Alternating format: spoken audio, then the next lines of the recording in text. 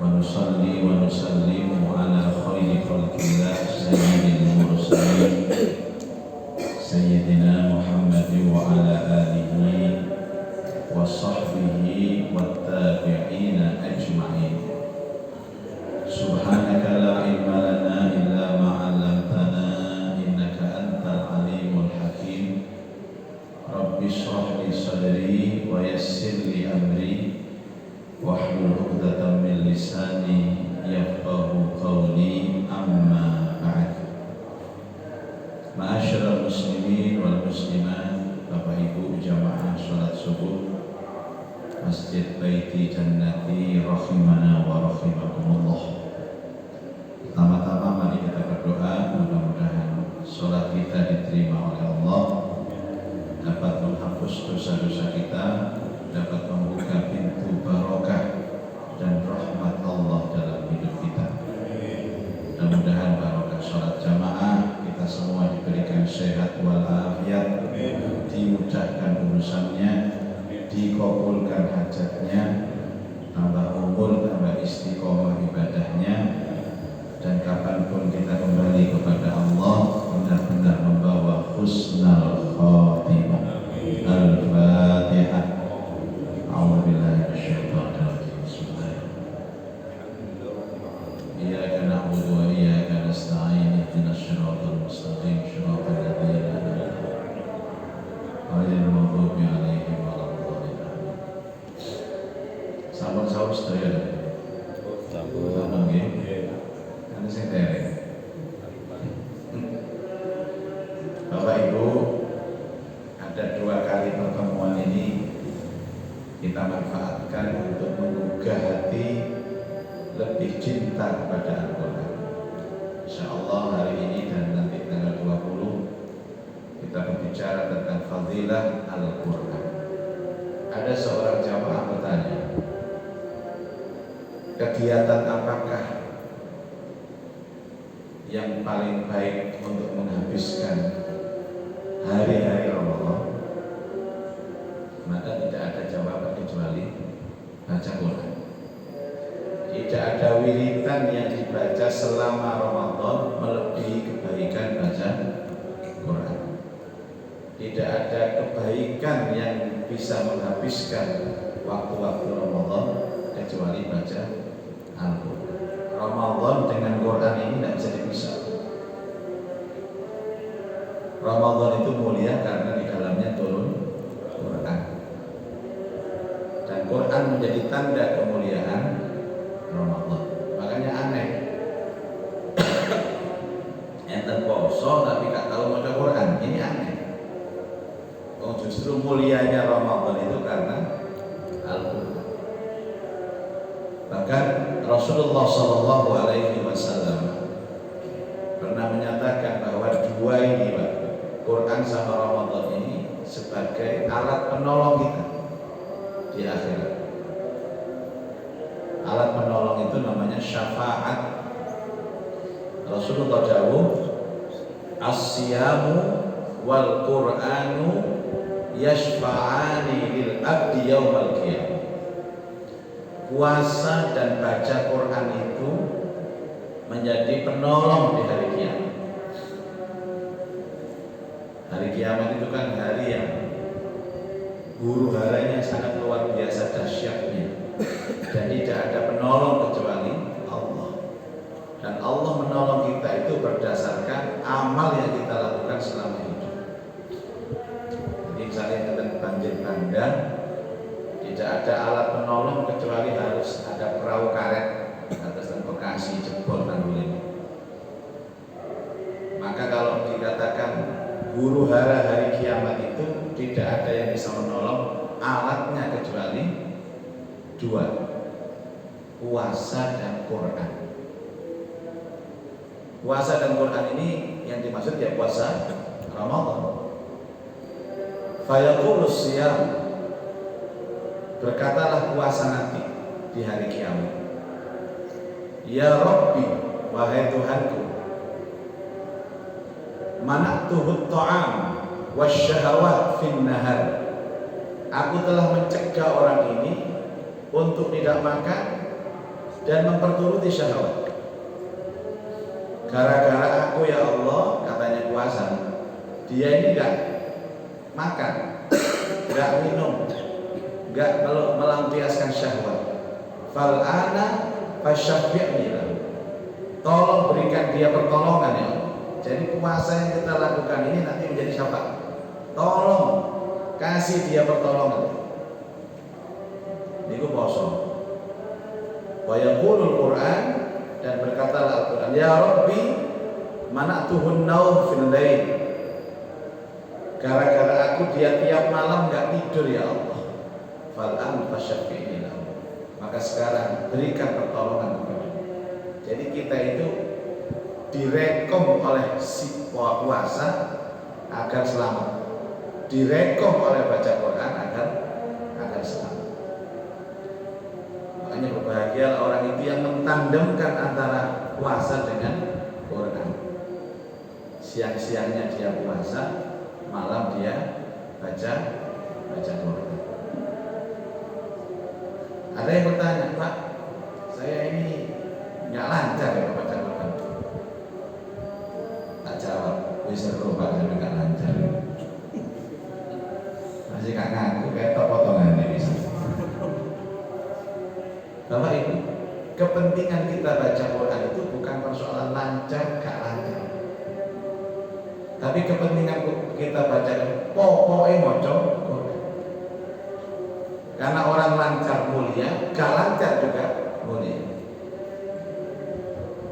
Hadis yang saya sebutkan tadi dikuatkan oleh hadis yang lain khusus tentang Al-Quran. Rasulullah SAW bersabda, Iqra'ul Qur'ana fa innahu ya'ti yawmal qiyamah syafi'an li ashab. Baca Quran, karena sesungguhnya Quran itu menjadi penolong bagi sang pembaca. Baca Quran ini kan ada dua metode.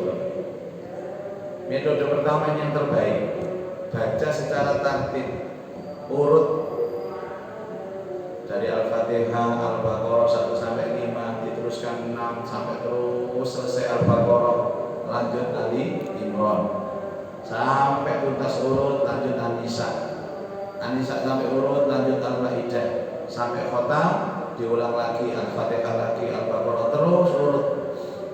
Ini metode yang terbaik. Jadi rata Quran itu mulai dari awal, tengah, akhir itu rotok. Para santri ini biasanya bersingkat ini para santri, karena mereka punya kepentingan. Apalagi Bapak Ibu yang punya target, misalkan sebulan harus khotam 1 kali dengan metode tartib seperti ini. 1 hari 1 juz, berarti kemudian 1 bulan full Ramadan khotam. Ini saya hitung, insya Allah juga hari rayanya serempak. Dan ini nikmat dari Allah. Salah satu bentuk nikmat dari Allah itu ketentuan awal Ramadan bareng, riyoyone bareng. Itu nikmat loh Pak. Nek Ramadan beda gak masalah, nek riyoyo beda iki masalah. Lah situ tonggo-tonggoan lho, iki situ misalnya Sabtu, iki situ Minggu. Situ iki toplese black-blackane wis dibuka, iki ditutup. Kate mendayo lho sing ditutup. Kate dibuka gawe nak tuan rumah durung riyo ya. Karena hitungan saya, kalau sekarang misalkan kemarin awal Ramadan itu tanggal 1, Pak. Tadi paling tidak nanti tanggal 31. Enggak mungkin tanggal 1, Pak. Dan enggak mungkin tanggal 30. Insya Allah ini baik. Jadi range puasa kalau 30 hari itu mudah, 1 hari 1 juz selesai. Ini metode yang pertama. Dulu pernah tahun berapa itu kan berbeda hari raya. Waktu ibu saya almarhumah ini masih ada. Nah saya ini menganut hari raya yang pertama. Saya ini madhabnya kan nek iso riyo iku sing buri, poso sing buri, riyo sing awal. Itu madhab saya Bapak. Dari dulu wis melok madhab Syafi'i, namanya Maliki pokoke ono poso sing kari tak meloki, riyo sing dhisik tak meloki. Masih 28 tak meloki. Saya mau kunjung ke ibu. Bu, kula menika nggih, ojo ibu dorong riyo lah. Akhirnya kan makan jadi toples pangan dhewe entek. Saya dorong teko toprese wis udah kabeh. Bapak Ibu, ini metode pertama. Yang kedua, bagi yang memang kurang lancar sehingga tidak bisa memenuhi target khatam, maka metode yang kedua yaitu aurat namanya. Jadi kan mirip, Pak. Ya bisanya apa? Iso 10 tok sedina ping 110 tok. Jadi sampai cangkeme belantung gara-gara 10. Ya gimana lagi, Pak? Karena orang-orang yang membaca Quran itu lancar, gak lancar, tetap dimuliakan Allah Subhanahu wa Ta'ala. Dalam sebuah hadis yang sahih, Rasulullah Sallallahu Alaihi Wasallam bersabda, "Walladzi yaqra'ul Qur'ana," barang siapa yang baca Quran, fahuwa mahir, dan dia pandai dengan Quran. Dan itu lancar, enak, tartil, ma'as safaratil kiramil bararah, maka derajatnya seperti malaikat yang mulia. Orang itu baca Quran enak, lancar, itu malaikat. Malaikat Israel enggak rasanya. Ya malaikat-malaikat yang mulia itu. Jadi anak-anak kita itu yang pandai baca Quran itu mulia ngomong Tuhan. Derajatnya seperti malaikat. Tidak ada derajat digambarkan oleh Allah lebih tinggi daripada derajatnya malaikat. Kan ada orang dikatakan begini, wong itu apik kok. Menungso iki apik. Ya kelakuane apik, uripe apik. Iku derajate ngumpuli malaikat. Tapi ini bejat. Bejat itu loh. Niku hinanya itu lebih rendah daripada iblis. Jadi menungso itu ada dalam persimpangan di tengah-tengah. Kadang koyok malaikat, kadang koyok iblis. Ini koyok malaikat kabeh. Koyok malaikat kabeh, masya Allah. Sholat, ngaji, masya Allah. Wajahnya bersih-bersih. Nanti ini. Muka-muka betul ya tetap malaikat.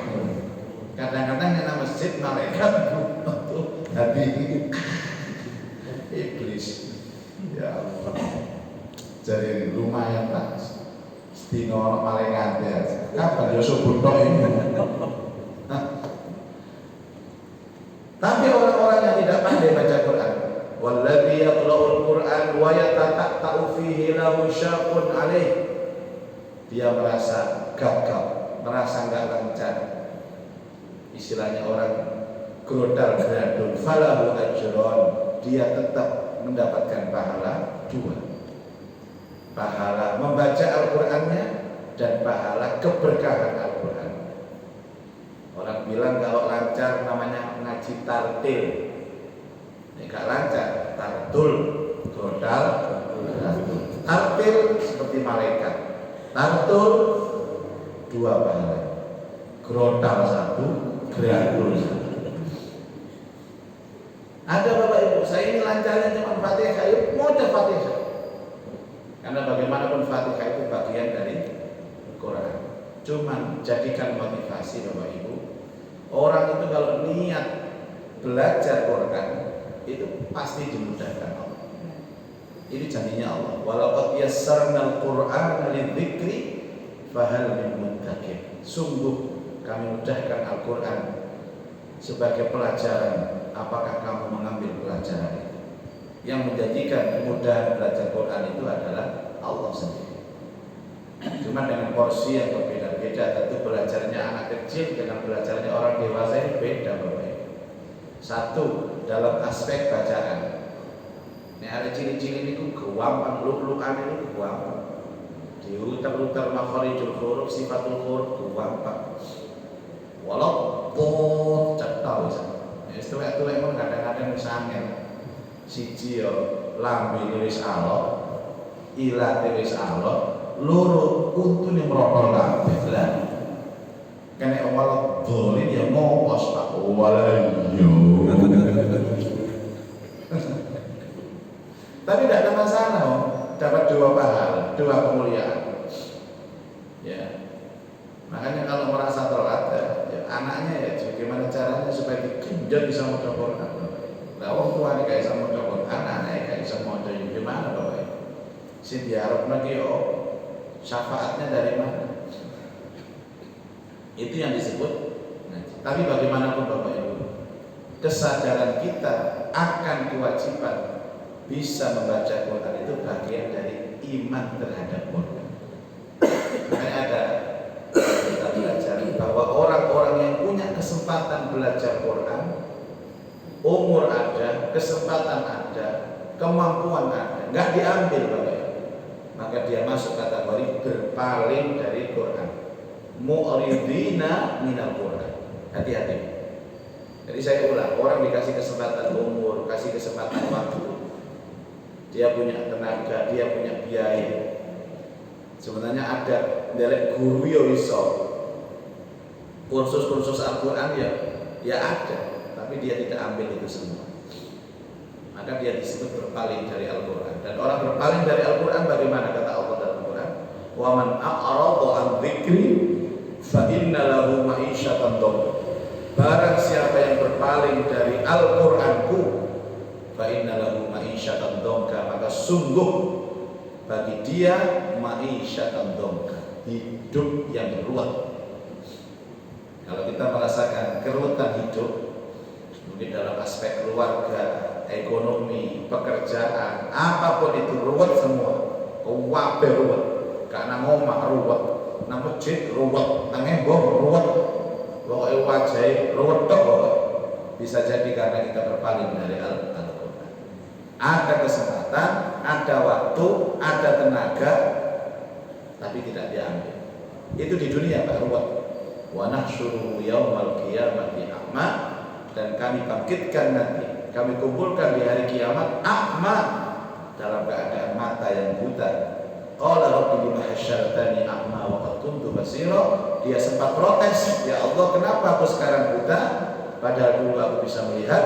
Allah menjawab, qala kadzalika atatka ayatuna fanasitaha wa kadzalika al-yawma tunsa. Demikian dulu aku turunkan Quran kepadamu dan engkau melupakannya, dan sekarang jangan salahkan kalau aku melupakan kamu. Bentuk kita ingat kepada Allah, bentuk kita zikir kepada Allah itu Al-Quran. Fadhkuruni adzkurkum. Zikirlah kepadaku, aku akan ingat kepadamu. Zikir yang dimaksud adalah Al-Quran, karena sebaik-baik zikir adalah baca Quran. Afdhalu dzikri tilawatul Quran. Hadirin, kalau pada ini bolak-balik kadang menungso pikiran. Ini gak diketokno ganjaran itu angel percaya ya. Misalnya sampean ono ganjaran maca Quran sak huruf oleh duit 1.000, kira-kira ya. Halo. Bu. Maca Quran sak huruf oleh duit 1.000 ya. Kulo tadi konglomerat. Padahal Allah hanya memberikan sapa sing maca Quran sak huruf dapat satu kebaikan, dan kebaikan itu dilipat gandakan Allah 10. Kalimatnya kan kebaikan, itu duit. Padahal kebaikan ini melebihi duit. Nek yakin, ya, nek yakin. Kira-kira kalau satu huruf diumpamakan uang 100.000 ngono, alif lam mim yus, kalau kata saya wal asri pirang huruf siji loro telu papat lima, wih 500.000. Tapi kan tidak demikian. Allah menguji hati kita, iman enggak?